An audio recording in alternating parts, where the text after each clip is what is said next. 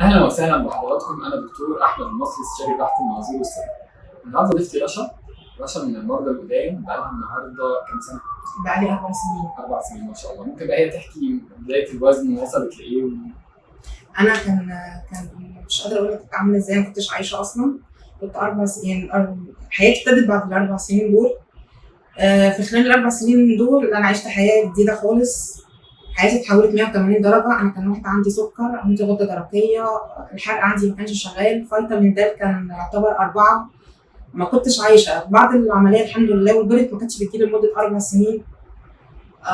بعد العمليه، بعد الدكتور احمد وبعد ربنا طبعا، الدنيا اتحولت 180 درجه.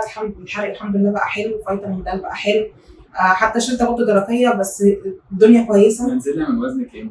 كنت 147. انا كنت بيقولوا لي تيتا يعني حاجه ثانيه خالص. 75 الحمد لله، وبقى لي 4 سنين مثبته على كده.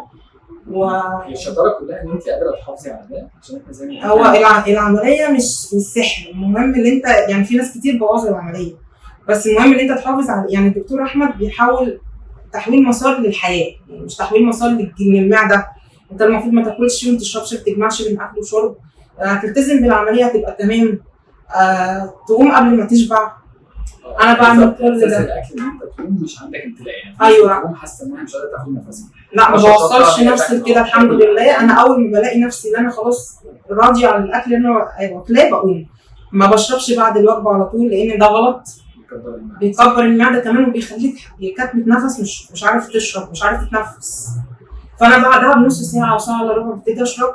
الحمد لله. يعني بعد الدكتور احمد وجبت والدتي عملت العمليه عنده، كانت يعني 65 سنه، كنت خايفه، كان عندها سكر وحاجات زي كده. الحمد لله يعني كانت الفت احسن مني بكتير ما شاء الله يعني. وجبت كمان اختي.